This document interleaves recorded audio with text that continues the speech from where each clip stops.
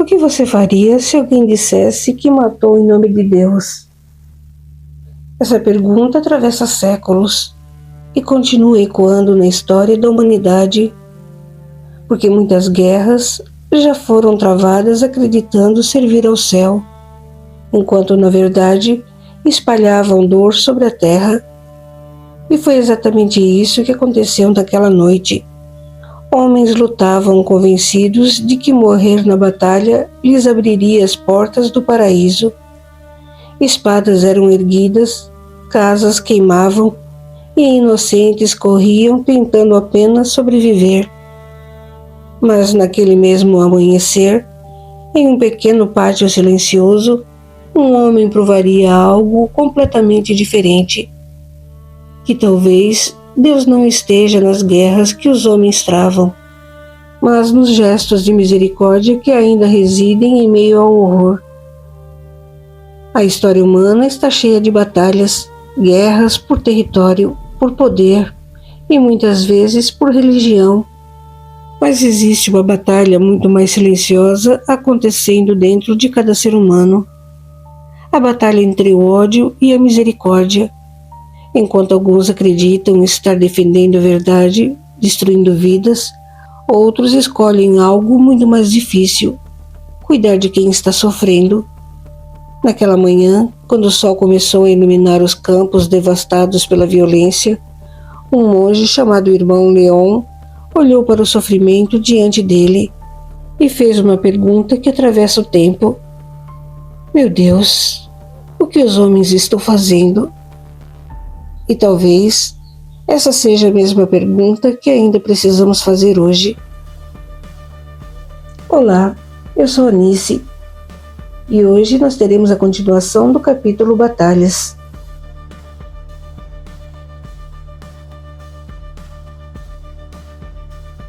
Na propriedade de Nasser Al-Ghazin, a fumaça e o fogo impediam a boa visão, provocavam tosse e dificultavam a respiração dos homens. A maioria feridos, que insistiam em manter a luta desigual contra o sheik africano Omar Al-Mustadi. Mas bem preparados para a luta, habituados ao combate, os homens do sheik destruíam sem pensar. Não sentiam piedade pelo estrago que causavam. Em suas mentes ecoava a mensagem de seu líder e lhe obedeciam. Para cumprir nossa missão, necessitamos de uma base no território de Al-Andalus. A mais bem posicionada é a que atacaremos. Fica à beira-mar. O porto é próximo. Não esmoreçam, nem titubeiem. Nossos irmãos muçulmanos, no futuro, nos agradecerão. Tudo o que fazemos é para o bem e a glória de Alá e do profeta Mohammed. Não podemos permitir infiéis deturpando a verdade a nós revelada. Somos o povo escolhido para zelar pelas verdades e leis ensinadas no Alcorão. A morte de um infiel é ato de limpeza no tecido social. É como cortar fora parte de nossa carne picada por cobra venenosa. É necessário a própria salvação. Outros povos faliram. Nós seguiremos até a vitória, até a salvação. Alá os abençoe, meus irmãos. Morrer na luta é motivo de glória e honra nesta vida e garantia de ingresso no paraíso, na vida imortal. Dar nossas existências transitórias em troca da glória e felicidade eternas é quase nada. Que vale um corpo cujo destino e o fim é a morte? Quase nada. Mas a forma como o entregamos a esse destino faz toda a diferença. Lutem, meus irmãos. Mas, ao verem alguns dentre nós tombarem, lembre que vivemos e morremos com honra e estaremos a caminho do paraíso. Que essa santa visão lhes sirva de inspiração. Imbuídos dessas ideias, os guerreiros africanos atacavam ferozes, cegos e surdos a todo sofrimento que causassem. Tinham em vista cumprir as ordens do Sheik Omar. Seguiam-no como cegos, absolutamente fanatizados. Karim, acompanhado de alguns poucos guerreiros sobreviventes da tragédia que se abatera sobre seu palácio e alegre lar, batia em retirada, apressado. Na retina de seus olhos ainda brilhava o horror de ter presenciado a morte de Zafir em combate. O primo fora um exemplo de coragem e liderança. Exortara os homens a defender seus lares e suas mulheres, mas a ninguém exigir o sacrifício da própria vida.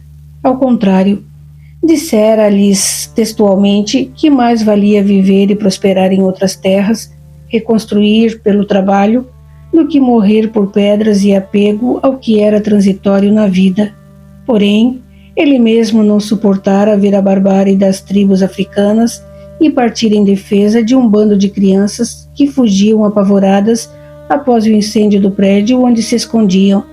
Defendera-as e permitira, com sua ação, que elas ganhassem as matas do vale, fugindo do local invadido.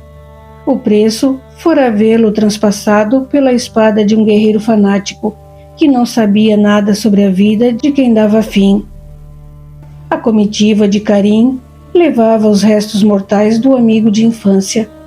Todos tinham as vestes rasgadas e sujas pela batalha, mas o que sobrara eles haviam rasgado, bem como haviam sujado os rostos com terra, demonstrando luto pela perda de Zafir. A fim de salvar a vida, não gritavam sua dor, como é costume nas comunidades muçulmanas ao saberem da morte de pessoa estimada.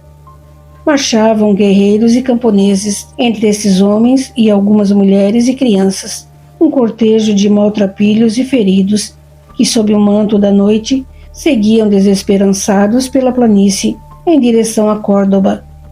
Inutilmente, Karim esperava o reforço dos exércitos liderados pelo califa. Havia vislumbrado as bandeiras à distância e enchera-se de esperança por algumas horas. Jurara que poderiam resistir até a chegada do reforço. Entretanto, espantado, os observara recuar. Sentira o abandono. Em desespero, tomara com Zafir a decisão de abandonar a propriedade, levando com eles os sobreviventes. A maioria não quisera segui-los. Zafir negociara com o sheik Al-Mustadi a rendição, em troca de que os invasores poupassem a vida e a honra daqueles que desejassem permanecer. A trágica morte ocorrera ao abandonarem os portões, quando perceberam que a negociação não fora cumprida pelos invasores e eles seguiam dizimando os inocentes camponeses. No silêncio da noite, o irmão de Laila ouvia os sons e ruídos dos animais entremeados por soluços e abafadas exclamações de dor e ira. Conhecia pouco aquele caminho. A única esperança seria abrigarem-se nas ruínas de uma antiga igreja cristã, ainda distante. Contava alcançar o lugar ao amanhecer. Era preciso sobreviver àquela noite. Desconhecendo o que o aguardava no dia seguinte, irmão Leon revolvia-se em insônia entre os rústicos lençóis. Virou para um lado e para o outro até cansar.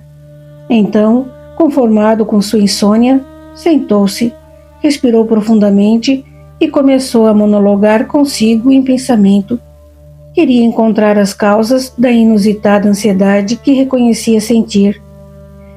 Vivia em estado de expectativa, um anseio por uma resposta, e o estranho é que não tinha consciência de qual era a pergunta que ecoava em sua mente, gerando aquele sentimento angustiante. Até que, virando e revirando os refolhos de suas experiências recentes e sentimentos, encontrou a causa. A jovem muçulmana. Falou baixinho. Sim, é o rosto dela que me aflige em sonhos. São seus grandes olhos que encontro em local escuro. Sim, é o destino dela que me angustia. Estará em Córdoba? Terá desposado alguém? Pobre moça. Sim, preciso encontrá-la, ou ao menos saber notícias dela.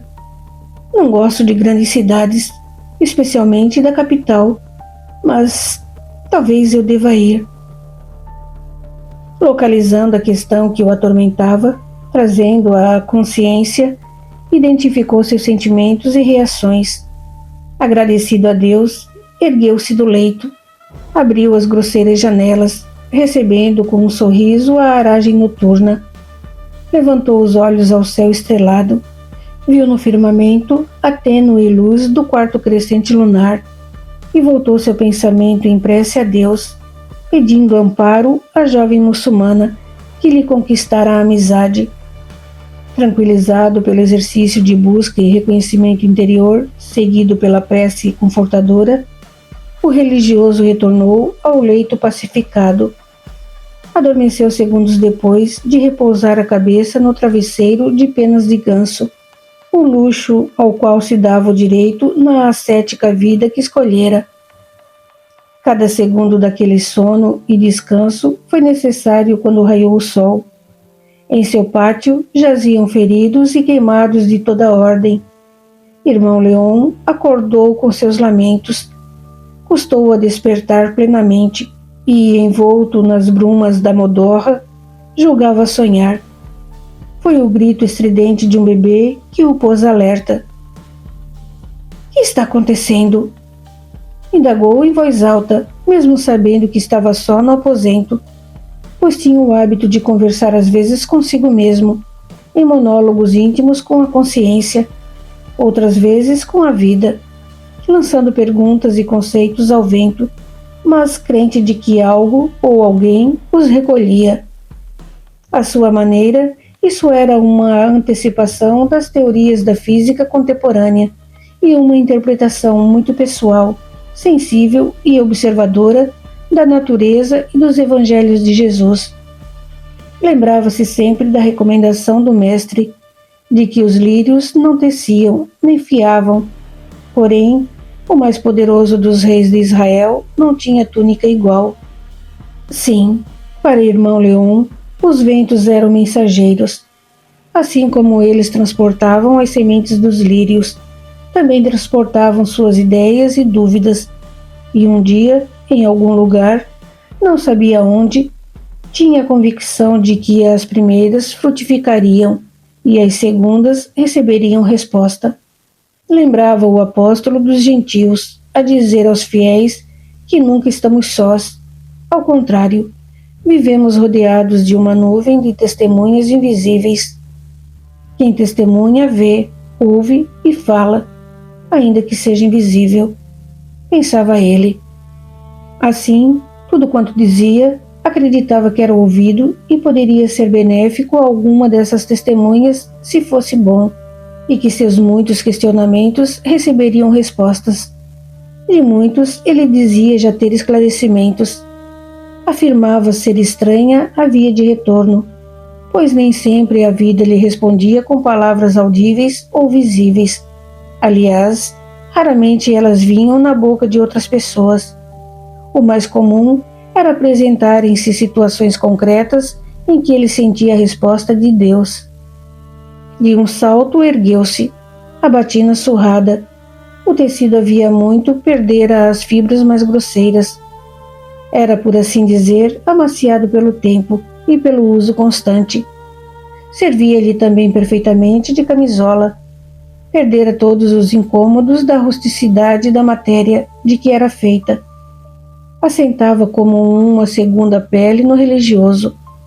Além do mais, não perdia tempo vestindo-se todas as manhãs.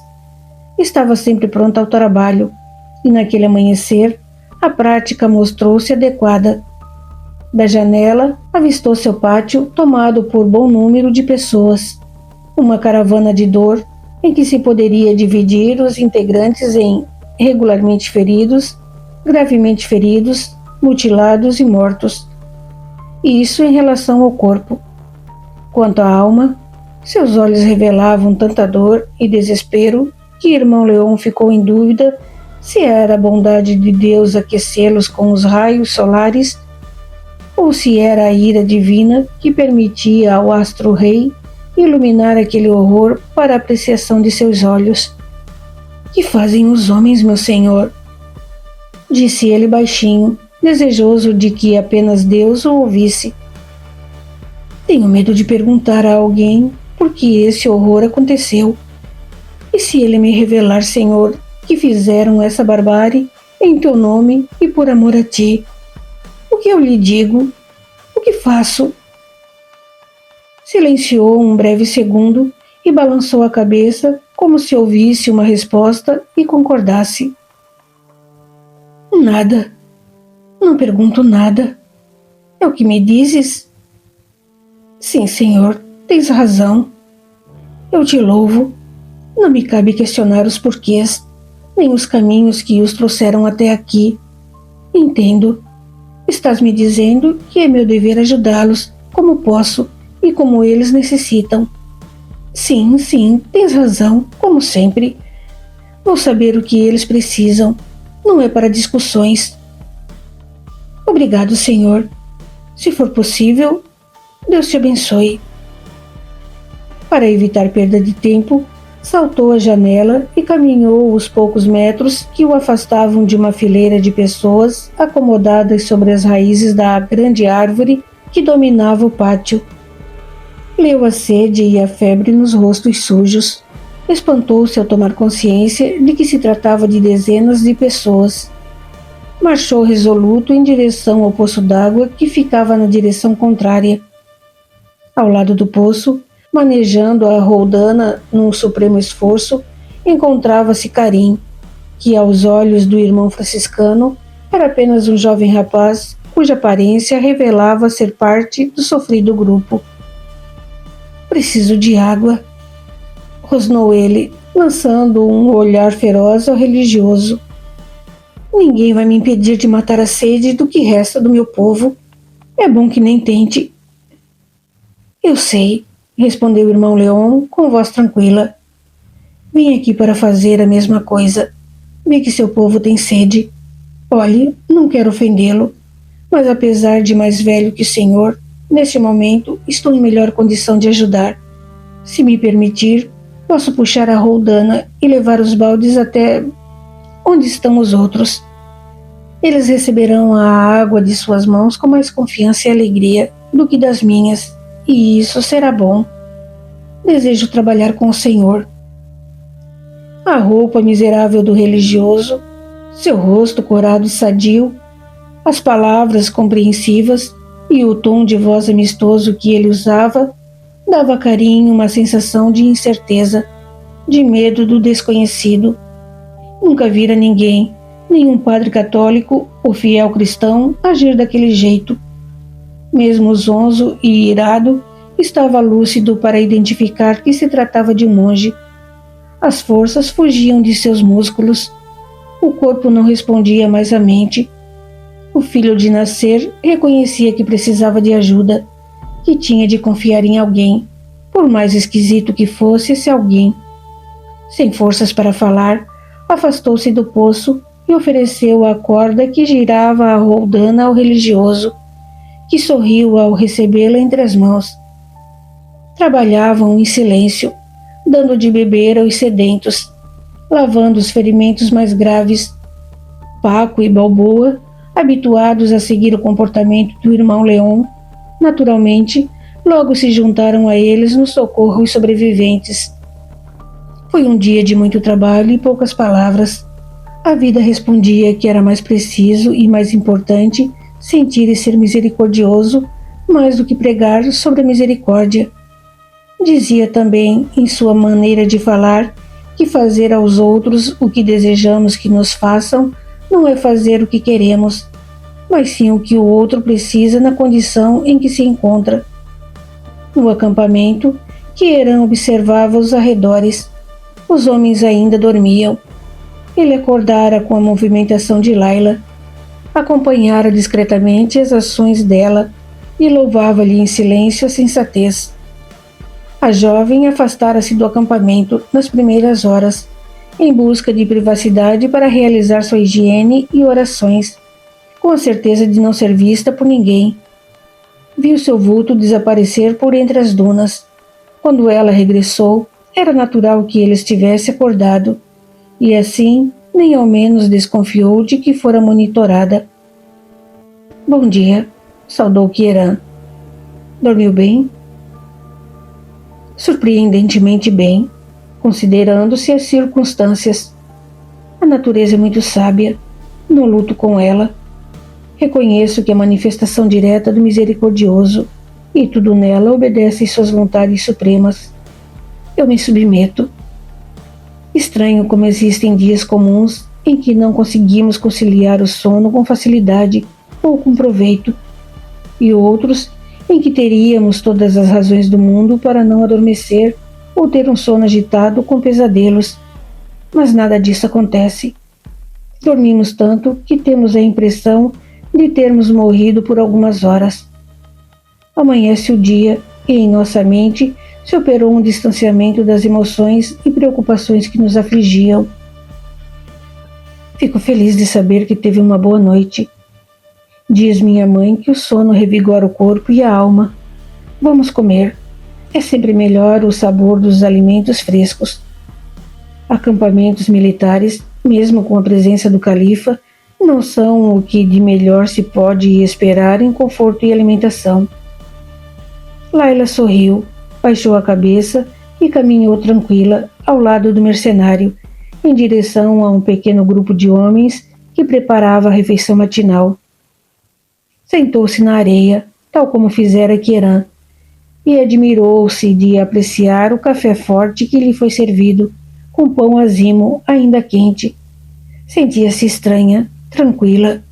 O futuro, a cada hora mais incerto, não era objeto de suas cogitações. Sua mente silenciara com relação a ele. O passado, o dolorido passado recente, era uma ferida que enxergava em si com clareza. Havia pontos infecciosos nela, porém era como se alguém, um habilidoso médico, houvesse derramado ungüentos calmantes e o ferimento tivesse se transformado numa zona dormente. Partilhando o alimento com os mercenários, correu o olhar à sua volta. Pisava no mundo dos homens e era vista e tratada como tal. Diferente da das mulheres, era a amizade entre os homens. A seu ver, parecia mais imediata e superficial. Os olhos voltavam-se para o externo. Não vislumbrou um único olhar introspectivo. Essa constatação a fez recordar os olhos de Zafir. Uma dor no peito lhe trouxe lágrimas aos próprios olhos. Dos tecidos macerados do passado, brotou o questionamento sobre a sorte do primo querido e dos familiares. Mortos, pensou. Não posso chorar. É preciso viver. Alá não escreveu ainda o meu fim. Nos dias de sua infância veio a lembrança de Adara, dançando e declamando poesias nos banquetes de Cádiz. Parecia ouvir-lhe a voz ecoando em sua cabeça. Diga quem carrega uma tristeza, que tristezas não perduram. Assim como se vai a felicidade, também as tristezas se hão. Sem que se desse conta, balbuciara os versos atraindo a atenção de Kieran, que, girando a caneca entre as mãos, comentou: é a dinâmica da vida. Existe uma sucessão infinita de dias sempre novos.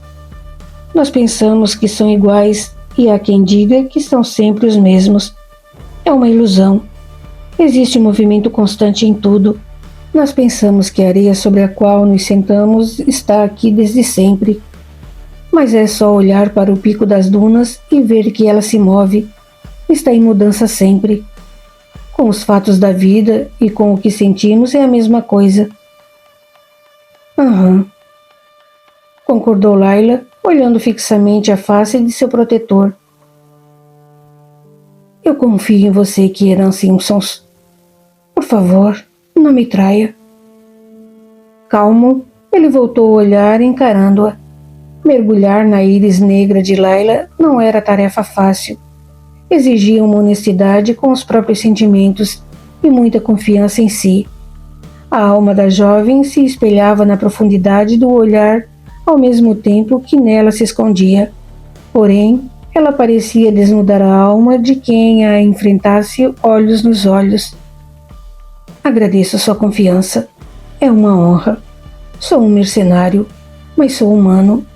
Tem minha palavra. Sabe o que sou? Também sou humana. Temos um pacto. O acampamento despertara e o movimento fez dispersar um momento de intimidade e entendimento. Laila encarava o comportamento liberal dos homens, as obscenidades que dizia, as liberalidades de conduta com uma perfeita e fingida naturalidade. Revelava-se uma atriz de talento, A luta pela vida impunha-lhe a superação e a transformação. De sua plácida e luxuosa rotina, sob a proteção familiar, nada mais restava em seu cotidiano. Kieran levantou-se e foi na direção de um grupo de nobres muçulmanos chefiados por Munir al-Gerrari, a poucos metros dali, que o chamavam. Layla permaneceu sentada, abraçando os joelhos, cabeça levemente abaixada, apenas o suficiente para esconder os olhos. Kieran, meu primo enlouqueceu, declarou Munir sem rodeios. Lançar-nos nessa empreitada contra o sultão Caleb e o sheik Omar al-Mustadi só pode ser creditado à insanidade. Conversei com os emires e fez um gesto mostrando os 3 homens que o acompanhavam. Não desejamos negociar com os africanos, tampouco enfrentá-los. Eles já têm Cádiz.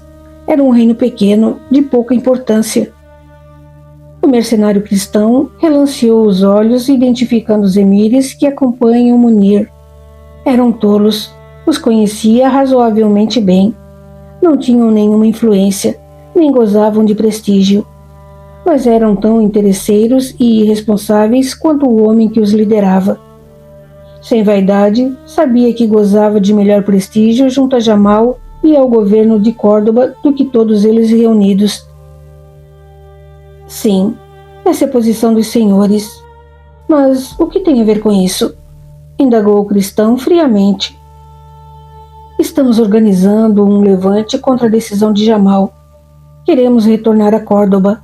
Enfrentar os africanos será morte certa, declarou Munir. Nenhuma razão mais existe para insistir na defesa de Cádiz. A família daquela cadelinha furiosa está morta. Não farão falta a ninguém. Dela ninguém sabe. Algum abutre há de tê-la devorado na planície. Guarde sua opinião para si, prezado emir. Rugiu Kieran enfurecido, encarando ameaçadoramente aquele que antes tinha como amigo e agora reconhecia desprezar e odiar. Lembre-se de que eu jamais compactuei com ela, e houvesse o prezado emir dado ouvidos a palavras de um cidadão de segunda classe como eu, na época seu amigo, nada disso teria acontecido. Salvo a invasão africana, mas mesmo nela sua insensatez tem parte. Não tivesse raptado a filha do emir de Cádiz, ele estaria lá com seus homens em condições de defender o pequeno reino, como disse, que não é tão sem importância assim. Qualquer imbecil com um rasgo de inteligência é capaz de enxergar o que o domínio de um porto representa numa luta. E antes que os senhores prossigam, informo-lhes que irei imediatamente dar conhecimento ao califa do que vieram me propor e noticiar. Munir babou de raiva ao ouvir as expressões insolentes de Kieran e arremeteu contra ele de punho erguido, buscando acertá-lo no rosto. Este, porém, foi mais rápido e desviou o golpe. Os outros 3 reagiram, lançando-se sobre Kieran, numa luta desigual. Ai! Gritou um, alvejado por uma flecha certeira. A seu lado caíram os outros, derrubados. Surpreso, Munir ergueu o olhar, vendo por sobre o ombro de Kieran o arqueiro negro que o encarava com os olhos incandescentes de ódio. Num gesto rápido, o guerreiro expôs o rosto plenamente. Layla! Reconheceu ele e nada mais pôde dizer. Uma flechada mortal atingiu-lhe o pescoço. Ela baixou o arco. Com parte do turbante voltou a encobrir o rosto e, respirando aceleradamente, sentou-se. Sabia que matara um homem. Os demais estavam feridos. Ela apenas os impossibilitara de agredir o mercenário. Entretanto, ao ouvir as palavras desdenhosas de seu algoz, a fúria a tomara e decidira, movida pelas emoções, que era justo que ele pagasse com a vida o que lhe fizera e a sua família. Kieran não precisou se voltar para saber quem fora seu aliado na luta desigual. Tudo tinha sido tão rápido que o restante de seus homens ainda assistia à cena e dava os primeiros passos quando as flechas de Layla encerraram a questão. Aproximou-se do corpo de Munir, que estertorava, e ouviu seu último suspiro. Está morto. Falou para Layla. Avançou, examinando os outros caídos sobre a areia. Voltou-se na direção do acampamento e, chamando alguns de seus homens, ordenou-lhes: recolham, estão feridos. Chamem quem possa tratá-los. Os poucos soldados que conheciam a real identidade do defensor de Queiran olharam, disfarçadamente, com enorme respeito na direção do guerreiro sentado sobre a duna. Transportaram os feridos para a tenda mais próxima, enquanto o líder mercenário retornava a seu lugar ao lado da jovem. Como você está? Indagou ele, observando que ela lutava para conter os tremores do corpo. Bem. Dizem que as primeiras coisas na vida de uma pessoa são as mais marcantes. Eu não creio nisso. Já esqueci o primeiro homem que matei em combate. Mas, se desejar falar... Não é preciso. Layla levantou-se, lançou-lhe um olhar tão perturbador que ele desistiu de argumentar e até de perguntar o que ela pretendia fazer. Impôs-lhe silêncio. Colocou sobre o ombro o arco e deu as costas a Queiran, dizendo: voltarei, não se assuste. Vendo que ela tomava o rumo do local onde estavam os cavalos, elevou a voz e disse: obrigado pela ajuda.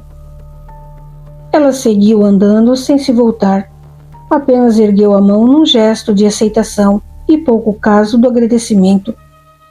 Tomou as rédeas do cavalo no qual viajara e partiu em direção à praia. Mulher estranha, pensou Queiran, observando-a afastar-se. Linda, furiosa como uma tempestade, decidida como uma rainha amazona. Queiran, chamou um de seus soldados, forçando-o ao voltar ao momento, abandonando a figura de Layla, que desaparecia rapidamente de vista. O que fazemos com um morto? É da família do califa. Eu irei dar a notícia. Faça como manda a tradição muçulmana. Eles virão buscá-lo aqui. Qual será a reação do califa? Insistiu o homem, expressando o que na mente de todos passava a ser preocupação. Afinal, um emir muçulmano foi morto em nosso acampamento. Não sei, mas não vou demorar a descobrir. E pôs-se a caminho com passos rápidos à tenda do califa, ignorando o protocolo. Aquele dia terminou como tantos outros dias na história da humanidade. Alguns homens morreram acreditando que estavam servindo a Deus. Outros sobreviveram carregando cicatrizes que nunca desapareceriam. Mas em meio à dor, um gesto simples permaneceu. Um homem não levantou espada, não discutiu religião, não tentou provar quem estava certo. Ele apenas puxou água do poço e deu de beber a quem tinha sede. Talvez seja por isso que certas histórias atravessem os séculos, porque elas nos lembram de algo que o mundo frequentemente esquece. Deus não precisa que o defendemos com violência. Ele apenas espera que aprendamos a ser misericordiosos. E talvez a pergunta mais importante não seja quem está certo naquela batalha, mas sim de que lado da humanidade nós escolhemos ficar quando encontramos alguém ferido pelo caminho. Se essa história fez você refletir, escreva aqui nos comentários apenas uma palavra: misericórdia. Às vezes, uma única palavra pode lembrar alguém de que ainda existe esperança no coração humano. E se você sente que mensagens como essa precisam continuar alcançando mais pessoas e desejar sustentar esse trabalho, o QR Code está na tela. Algumas histórias continuam porque encontram corações que acreditam nelas. Se for o seu caso, gratidão. E até o próximo vídeo.